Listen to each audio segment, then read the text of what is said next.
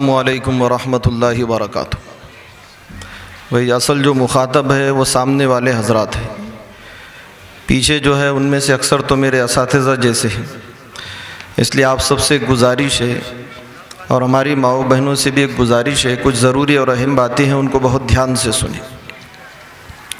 الحمدللہ رب العالمین والعاقبۃ للمتقین والصلاة والسلام علی سید الانبیاء والمرسلین وعلی آلہ واصحابہ اجمعین، اما بعد، اعوذ باللہ من الشیطان الرجیم، بسم اللہ الرحمن الرحیم۔ یا ایہا الذین آمنوا کتب علیکم الصیام کما کتب علی الذین من قبلکم لعلکم تتقون ایاما معدودات فمن کان منکم مریضا او علی سفر فعدۃ من ایام اخر وعلی الذین یطیقونہ فدیۃ طعام مسکین الی آخر الآیات۔ صدق اللہ العظیم۔ آج کی رجب کی 28 شعبان المعظم کی 28 تاریخ ہے، 29 شروع ہو گئی۔ اصل جو رمضان المبارک کی ابتدا اور شروعات ہے وہ روزے سے نہیں ہے۔ عام طور پر ہم ایسا سمجھتے ہیں، سوچتے ہیں کہ رمضان المبارک کی شروعات روزے سے ہوگی، تو یہ بات سراسر غلط ہے۔ آپ سوچ رہے ہیں تراویح سے ہوگی، تو یہ بات بھی غلط ہے۔ رمضان کی ابتدا اور شروعات کہاں سے ہوگی؟ تو علماء نے لکھا ہے یجب ان یلتمس الناس الہلال فی التاسع والعشرین من شعبان وقت الغروب، یہاں سے رمضان کی شروعات ہے۔ 29 شعبان کو، 30 کو نہیں، کیونکہ 30 کا حال تو یہ ہے کہ اگر آپ کو چاند نظر آ گیا تو بھی رمضان شروع ہو گیا، چاند نظر نہیں آیا تو بھی رمضان شروع ہو گیا۔ اصل چاند دیکھنے کا جو اہتمام ہوگا وہ 29 شعبان کو، یعنی کل آئندہ بدھ کے دن مغرب کی نماز کے بعد۔ تو 29 شعبان کو سورج غروب ہونے کے بعد، اپنی زبان میں کہے گے مغرب کی نماز کے بعد، لوگوں کے لیے لازم، اور اگر لفظی ترجمہ کریں گے تو واجب ہے، ضروری ہے کہ چاند دیکھنے کا اہتمام کریں۔ آپ میں سے اگر کوئی وجوب کا قائل نہ ہو تو 29 شعبان کے چاند دیکھنے کے متعلق اس کے مسنون اور اس کی سنیت کا کوئی انکار نہیں کرے گا۔ یا تو لفظی اعتبار سے آپ اس کو واجب سمجھ لیں یا کم از کم وہ سنت ہے۔ تو یہاں سے رمضان کی شروعات ہوگی۔ 29 شعبان کو سورج غروب ہونے کے بعد، یعنی مغرب کی نماز کے بعد، لوگوں کے لیے لازم ہے، ضروری ہے، مسنون اور سنت ہے کہ چاند دیکھنے کا اہتمام کرے۔ تو کل آئندہ بدھ کے دن مغرب کی نماز کے بعد ہم سب نیت کریں کہ چاند دیکھنے کا اہتمام کریں گے انشاءاللہ۔ اور ویسا بھی آپ لوگ کہتے ہیں کہ تبلیغ کا اصل مقصد بقول مولانا الیاس صاحب رحمۃ اللہ علیہ احیاء سنت، احیاء سنت یعنی سنتوں کو زندہ کرنا۔ ان سنتوں میں سے ایک سنت 29 شعبان کو چاند دیکھنا ہے۔ تو کل آئندہ دیکھیں گے سب، لیکن ہماری ماؤں بہنوں سے گزارش ہے وہ چاند نہ دیکھے تو زیادہ اچھا ہے۔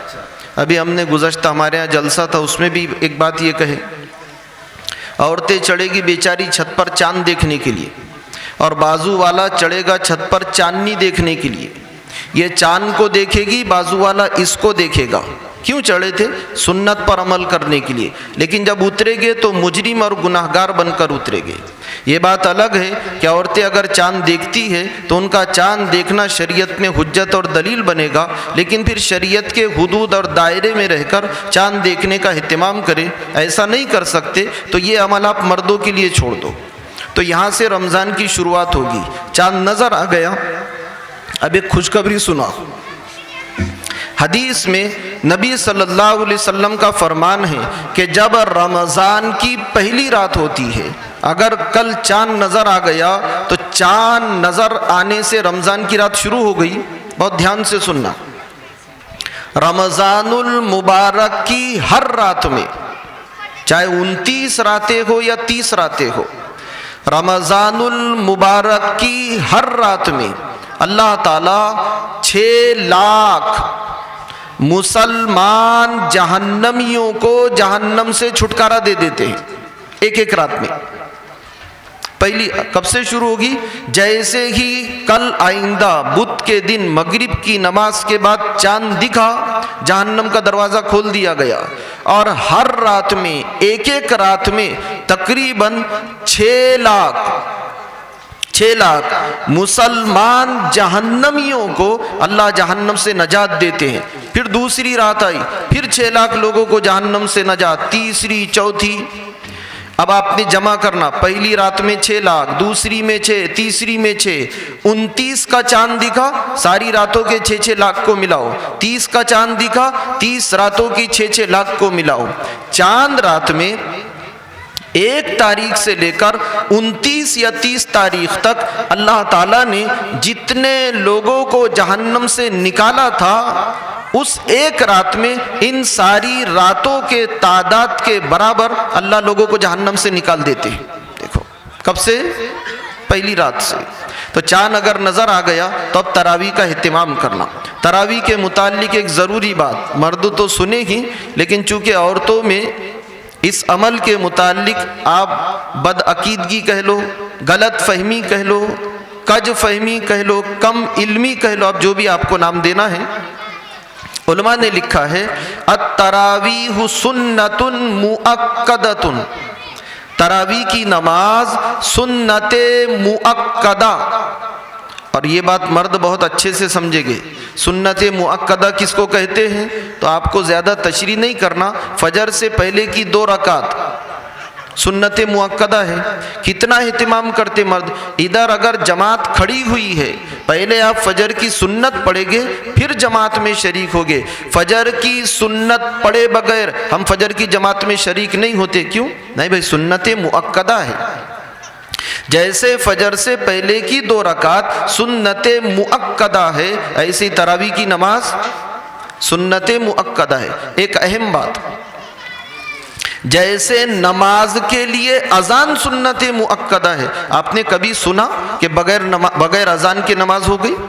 اجی چند منٹ اذان اگر لیٹ ہو جائے تو مؤذن صاحب کی طبیعت خراب کر دے گے، ہم لیٹ ہو جائے تو۔ اذان نہ ہونا تو بہت بات کی بات ہے، سب کے ذہن میں ہے اذان نماز کے لیے ضروری ہے، تو ضروری کا کیا مطلب، کیا حکم ہے؟ سب کہے گے سنت مؤکدہ۔ تو جیسے اذان فرض نماز کے لیے سنت مؤکدہ ہے، ایسی تراویح کی نماز سنت مؤکدہ ہے۔ اب ایک اہم بات سنیں، جیسے مردوں کے لیے داڑھی سنت مؤکدہ ہے، ایسی تراویح کی نماز سنت مؤکدہ ہے۔ جیسے فرض نماز جماعت سے پڑھنا، ظہر کی نماز ہم جماعت سے پڑھتے ہیں، فجر، عصر، مغرب، عشاء، تو جیسے جماعت سے نماز پڑھنا سنت مؤکدہ ہے، ایسی تراویح کی نماز سنت مؤکدہ۔ اب ایک اہم بات سننا، سنت مؤکدہ کس کو کہیں گے؟ تو سنت مؤکدہ کہتے ہیں جو واجب تو نہ ہو، واجب کے قریب ہو، واجب تو نہ ہو، واجب جیسا ہو۔ تو تراویح کی نماز سنت مؤکدہ یعنی واجب کے قریب ہے، کس کے لیے؟ للرجال والنساء، مردوں کے لیے بھی اور عورتوں کے لیے بھی۔ 20 رکعت پڑھی جائے گی، 20 رکعت، 20 تسلیمات، 20 رکعت پڑھی جائے گی، 2 رکعت کر کے، جیسا کہ ہم لوگ پڑھتے ہیں۔ حکم سمجھ میں آ گیا؟ عجیب بات لکھی ہے علماء نے، سننے جیسی بات ہے یہ۔ کسی محلے کے لوگ اور کسی گاؤں اور شہر کے لوگ اگر تراویح پڑھنا چھوڑ دے، تراویح نہ پڑھے، امیر صاحب، قاضی صاحب، بادشاہ تراویح نہ پڑھنے والوں کی پٹائی کرے گا۔ آپ نے مت گھبرانا، آپ کی پٹائی نہیں ہوگی، کیونکہ ہمارا اسلامی حکومت نہیں ہے۔ ہمارے اگر کوئی پٹائی کرے تو پٹائی کرنے والے کی پٹائی کی جائے گی۔ دیکھو تو تراویح کی نماز کا یعنی کتنا اہتمام ہے۔ اگر محلے والے، شہر والے، علاقے والے تراویح نہ پڑھے، اسلامی حکومت ہے، ان کی پٹائی کی جائے گی۔ شریعت میں اس کا درجہ بڑھا ہے، اسی لیے پٹائی کی جا رہی ہے۔ اب تراویح کی نماز مرد مسجد میں جماعت سے پڑھے گی، عورتیں اپنے گھروں میں پڑھے گی۔ اس کو ذرا دھیان سے سنیں ہم، دنیا بھر کا تکلف نہیں کرنا ہے۔ مولانا الیاس صاحب رحمۃ اللہ علیہ کے حوالے